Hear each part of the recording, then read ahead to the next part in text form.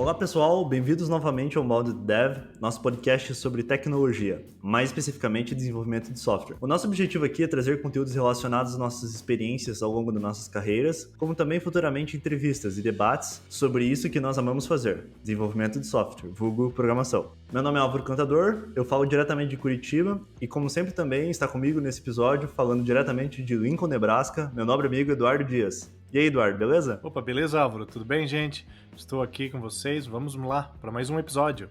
Bom, vamos então para os recados da paróquia, Eduardo? Opa, vamos lá com os recados da paróquia. Você pode achar mais detalhes sobre a gente no episódio 2, que está disponível no nosso site. Outra informação é que nossos episódios estão disponíveis no Apple Podcast, no Spotify, no YouTube e em breve no Google Podcast. Não esqueça de mandar o seu feedback para a gente. Mande no e-mail team@unbounded.dev. E o último recado da paróquia aqui vai ser que este é o episódio número 3 de uma série sobre Beyond the 12 Factors. Esta série vai ter um total de 16 episódios. Então fique ligado que tem muito mais episódio legal vindo por aí. Bom, o episódio de hoje é sobre API First. Bora lá, sem enrolação então? Vamos!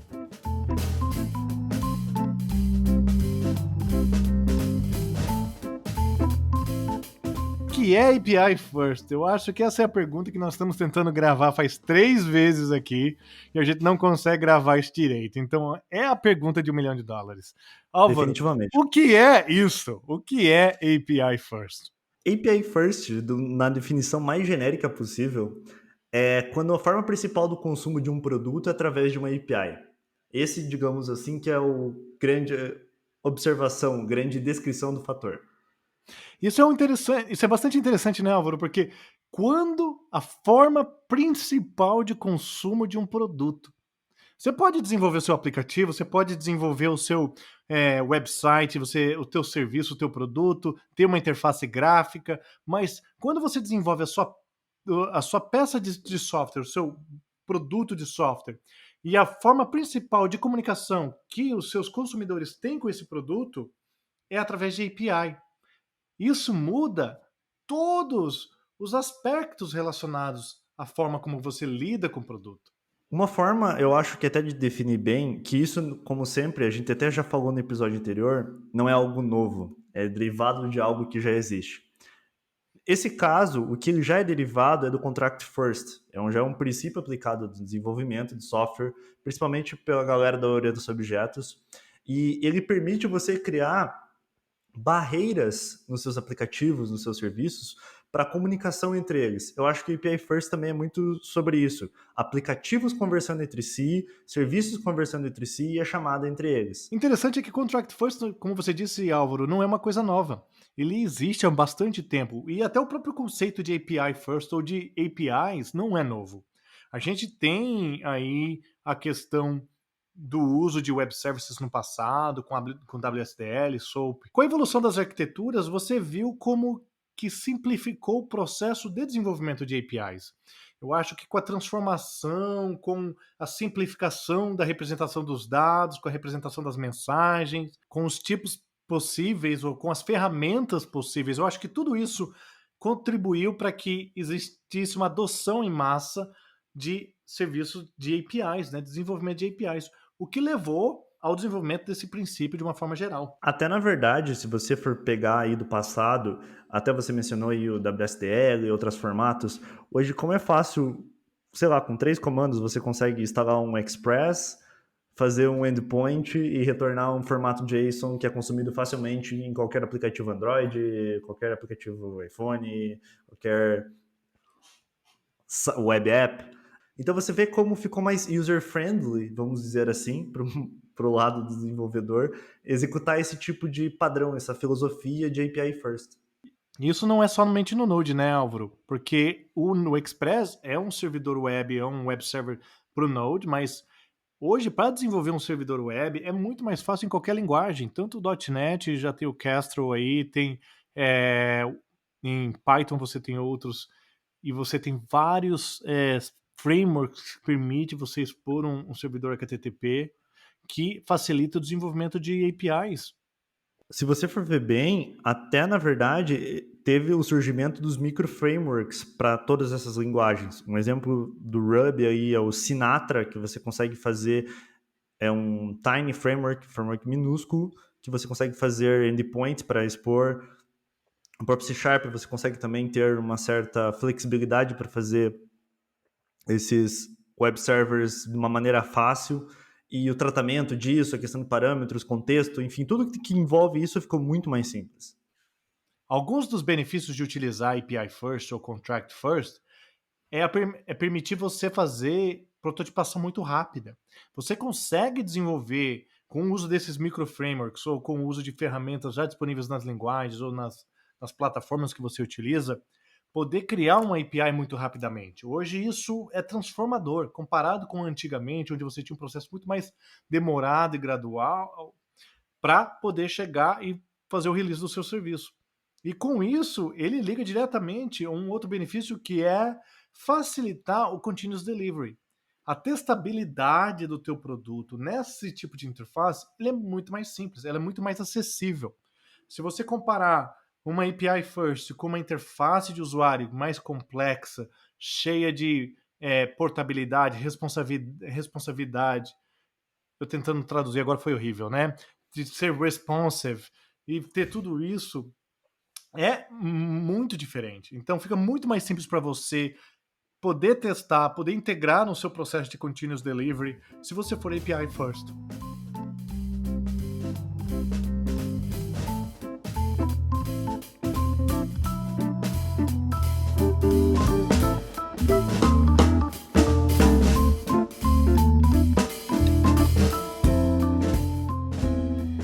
Um outro benefício que a gente fala sobre a questão do uso da API First é o impacto que isso tem nos times, porque isso permite você quebrar os times de uma forma muito mais tranquila. Quebrar nesse sentido não é sacanear com os seus times, tá? É você poder pegar aquela equipe super grande e começar a dividir em times menores, cada um cuidando de uma API, cada uma cuidando de um produto, e de uma certa forma manter o nível de qualidade bom, um contrato legal, que você possa manter a coesão dessas equipes. Até para quem está começando, na verdade, quem é mais júnior, quem não tem muita noção o quão impactante é uma API, tenha por noção o seguinte: às vezes você trabalha ali num time, às vezes você trabalha ali numa equipe, e para um software conversar para o outro, você tem que ter estas características, esses padrões de mensagem, para que ele consiga acontecer de maneira fluida. Até, na verdade, é importante ressaltar também que o API First ele não vai resolver todos os seus problemas de prototipagem, mas ele vai atenuar todos esses problemas futuramente nas integrações. Então, quando você for criar integration tests, quando você for começar efetivamente a ligar um serviço no outro, um aplicativo começar a consumir, problemas vão aparecer, edge cases vão acontecer que não estavam especificados, mas isso, você definir esses contratos vai atenuar esses problemas e vai acelerar o processo de desenvolvimento. E isso leva a dois aspectos que a gente quer cobrir hoje no episódio, né, Álvaro? Mas é que eu vou misturar tudo agora. Um deles é que demora para desenvolver uma API first legal, com qualidade, mas vale a pena. Quebrar o design do seu aplicativo para ser API first, para fazer essa transformação, ele precisa de tempo, ele precisa de dedicação, ele precisa de uma mudança também cultural, mas vale a pena. Porque a manutabilidade, né, os atributos de arquitetura, né, os atributos de qualidade, em inglês quality attributes da arquitetura, eles, na questão de maintainability, né, de manutenção, tudo isso e outros aspectos do seu aplicativo vai valer muito a pena. Então, vale a pena investir. Do outro lado desse ponto que você falou, Álvaro, é os desafios que você tem com isso. Porque fazer uma prototipação é fácil. Aí você, dessa prototipação, você começa a gerar uma documentação. Aí dessa documentação, você vai lá, criou um documento bacana, adotou uma ferramenta legal. Temos várias ferramentas para várias linguagens hoje. Tem OpenAPI, que é o antigo Swagger. Você tem Blueprint, tem Raml, que são formatos. Tem bibliotecas que permitem você integrar com o seu framework favorito para gerar de uma certa forma automática, que aí é o aspecto que eu quero chegar. Mas quando você começa a fazer a tua prototipação, que você começa a documentar, daí você começa a achar, através do teste, você começa a achar problemas, e aí você tem que voltar e fazer mudança, Se você não prestar atenção, você começa a ter dificuldade de manter a documentação atualizada junto com a API. Um fator importante quando você está escrevendo uma API, você está criando ali o contrato, ele segue também o mesmo princípio ali quando você está escrevendo uma interface na orientação a objetos. Você está escrevendo em pedra. Até o professor Denis aí, que já foi professor de metade de Curitiba, pelo menos, ele falava isso. Quando você escreve numa interface, você está escrevendo em pedra. Então, é algo muito difícil de ser mudado. E quando você muda isso, todo mundo que consome esse endpoint, todo mundo que consome esse API vai ter que fazer essas alterações, tanto na documentação que você produz, quanto para quem consome. Então, você tem que tomar muito cuidado quando você está fazendo. Depender das APIs tornam mudanças muito caras. O que nos leva a mais um challenge, mais um desafio de quando você adota API First, que é versionamento. Como você versiona a sua API para que você possa manter consumidores de uma versão mais antiga ativos, sem quebrar na cara deles e promover mudanças estruturais do seu contrato. Isso é muito importante. Isso é um dos desafios que, assim, várias empresas, vários grupos de tecnologia, você pode falar Airbnb tem um estilo, Netflix tem outro, todo mundo está tentando resolver esse problema, alguns melhores que os outros, algumas formas mais fáceis que as outras, mas é um problema que todo mundo tem. Então, quando você adotar API First, lembra, você vai ter que lidar com versionamento. Até na verdade, porque isso é um ponto de, de um arquiteto escolhendo, né? É você escolher os trade-offs, ser arquiteto e você escolher qual problema você vai encarar. Então, essa parte de versionamento principalmente. Quando você escolhe um jeito de versionar ou outro, por algum lado, algum pode ser mais lazy, né? Mais flexível em algum ponto, mas vai te quebrar num ponto futuro de desenvolvimento. Então, a arquitetura, ser arquiteto é basicamente isso, escolher qual o problema você vai encarar logo depois. Exatamente, são as escolhas que um arquiteto tem na vida, né? Ou que um grupo tem na vida. Vamos dizer que você não teve aquele arquiteto para resolver o seu dia a dia lá, né? Para mostrar o caminho, você e sua equipe foi lá tentar fazer, batemos cabeça, porque isso acontece e é assim que a gente aprende. O versionamento é um aspecto que pode ser simplificado. A gente falou do desafio, a gente falou do challenge aqui, né? De ter o versionamento, mas a gente quer também compartilhar aquilo que não está no livro, como a gente sempre fala nos nossos episódios. O fator é que tem formas mais simplificadas de você cuidar de versionamento. E uma recomendação que eu faria, Álvaro, se você me permitir aqui, para aqueles que estão começando, para aqueles que estão adotando, é o versionamento é uma coisa que tem que existir desde o começo. Não deixe para usar versionamento depois. Não me deixe para adotar versionamento depois que você lançar o seu produto. Vai ser mais difícil, tá?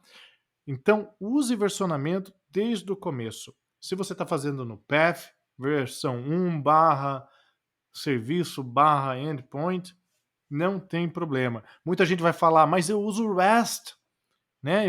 Minhas APIs são RESTful. E aí eu não posso pôr versionamento no caminho, ou coisa assim do recurso, porque não aparece. Lembre que RESTful APIs é apenas um princípio que te ajuda. Mas se não for prático para o seu produto, não adianta. Mas, de certa forma, até sendo purista, se você consegue seguir isso no RESTful, né? Sei lá, manda no header a versão, manda de algum jeito. Depois você se vire É, para pegar a versão e saber de onde tá indo. Mas sempre tem alguma forma de seguir também. eu acho que se eu não me engano, é o Airbnb que tem a. Eu não tô certo aqui, mas se eu não me engano, é o Airbnb que tem o header com a versão, e a versão é baseada em data, né? Então ele tem a data, se você especificar a data, você vai naquela versão da API, ou se não, você pega a última. É um cabeçalho do header que vai. O que leva a um outro aspecto muito interessante de APIs. API first, normalmente, hoje, você fala de HTTP, por isso você fala de cabeçalhos HTTP. Mas API first não significa que é HTTP. Tem muito microserviços utilizando Thrift, tem muitos microserviços utilizando outros meios de transportes além do HTTP. Tá? Tem, claro, o gRPC, por exemplo, que usa o HTTP2, que cria uma conexão duplex, que é muito mais eficiente do que o HTTP tradicional, mas tem benefícios em outros formatos. Então, HTTP não é o único meio de comunicação, né, para APIs. É o mais comum. Eu até gostaria aqui de fazer uma menção honrosa ao nosso nobre framework, o Molecular. Até uma indicação aí para todo mundo que quiser dar uma pesquisada, que tiver desenvolvendo microserviços e que tiver aí começando uma empreitada nessa área, e que ele tem uma abordagem muito interessante, sendo também API first, mas ele utiliza um meio comum de comunicação entre os nós, que é um mensageiro, um broker. Ele torna as coisas mais fáceis, o protocolo de comunicação mais rápido. Então aí fica a menção honrosa, o link do post, como sempre, sobre o framework Molecular. E Molecular eu uso o Nets, que eu sou fã de carteirinha aí, eu digo para minha equipe que eu tenho prazer, eu tenho orgulho de ter ganhado uma camiseta dos autores do framework. Gente, só faltou ser autografada. Muito boa. Acho que eu falei, então, o Nets, Nets é um message queue muito performático. Se você olhar os benchmarks deles, ele é muito, muito rápido, com um protocolo muito simples. Então, vale a pena dar uma olhada tanto no Molecular, com framework para microserviços em Node.js, como também o Nets, como uma opção de message broker aí para o seu aplicativo. O Molecular, ele tem drivers para várias linguagens e ele é desenvolvido em Go. O footprint é mínimo, mínimo, mínimo, tá? Então, tá aí as nossas recomendações. A gente vai pôr o link para os dois no nosso post do episódio, tudo bem?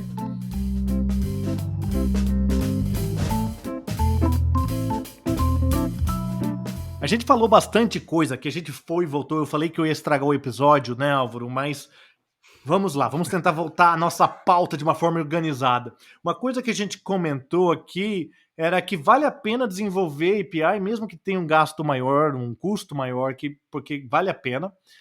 E também a gente tem aqui na nossa lista de itens para cobrir aqui da nossa pauta a questão do impulso, a questão do impulso dos dispositivos móveis. Uma das razões que a gente acabou não cobrindo antes nesse episódio de por que API First se eu só tenho um aplicativo web é que você também provavelmente vai estar desenvolvendo um aplicativo móvel. E a melhor forma de comunicação com esse aplicativo vai ser através de uma API. E com isso você abre portas para muito mais consumidores. Até a gente chegou a comentar no último episódio sobre a história do cloud e etc.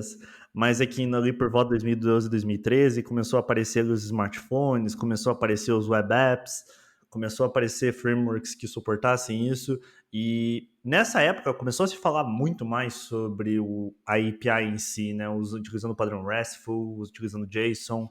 E isso foi a grande propaganda, eu acho, até de você começar a fazer API first. Se você for pegar os frameworks daquela época, a maioria deles era tipo, você faz a tela, você tem um renderizador, uma engine de tela, fazer um binding entre a controller, né, a viewbag, o que tivesse para ir para controller, e nada era primeiramente para você desenvolver uma API, disponibilizar teu dado de um jeito e consumir ele do outro. Autenticação para isso ninguém sabia fazer. Antes a autenticação era em cookie. Você tinha uma seção, o JWT surgiu desse ponto, como o Katana Server, uma série de coisas que surgiram nessa época para permitir isso. Tá me dando 30 tipos de chilique aqui quando a gente fala da questão de autenticação dessa época, sabe? Para aqueles que são velhos, como eu, conseguem relacionar as dores que isso causa. Mas esse é um fator muito importante, um aspecto muito importante, Álvaro, que é o fator da segurança da sua API. A gente falou que desafios, né? Não são desafios, mas são aspectos, são características de quando você desenvolve API First, que é segurança muda. A tua segurança agora ela não pode depender de um cookie, ela não pode depender do seu cliente. A sua segurança tem que ser stateless, tá? A sua segurança ela muda a forma como que você trata. Daí você tem outras ferramentas.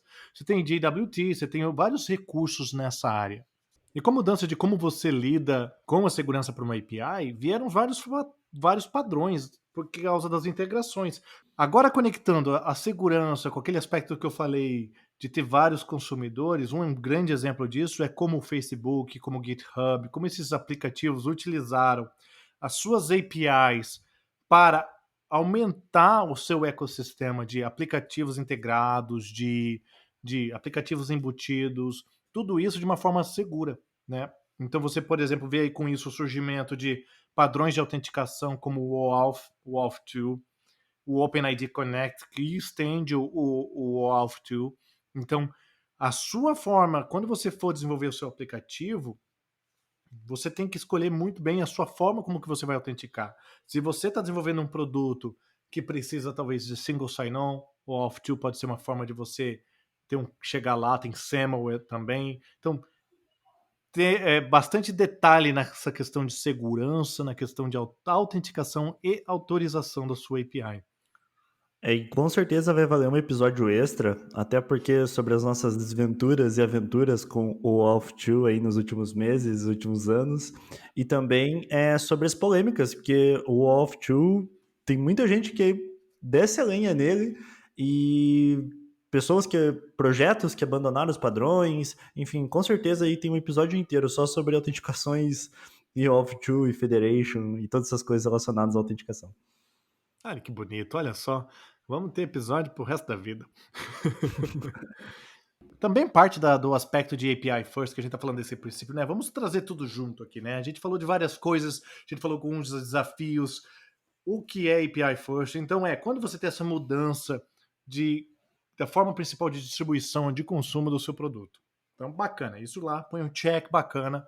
A gente falou dos desafios de tanto documentação, versionamento, segurança. A gente também comentou que eles têm os seus benefícios, o que facilita. É um princípio fácil de adotar, se você está adotando do começo. Ele pode dar trabalho se você estiver refatorando o seu produto para ser API First, mas vale a pena, a gente mencionou isso também. E o outro benefício é que ele facilita bastante a comunicação com stakeholders. Ele permite com que você consiga modelar os requisitos necessários de uma forma mais expressiva, de uma forma fácil e de até uma forma, vamos dizer assim, transparente, de uma forma que é entendível pelos seus stakeholders. Tem várias técnicas que você pode modelar isso, você pode também utilizar de Domain Driven Design para modelagem dos seus aplicativos, consequentemente das APIs do seu aplicativo. Então, acho que isso é interessante a gente cobrir para que a gente possa fechar esse ciclo da questão do API First.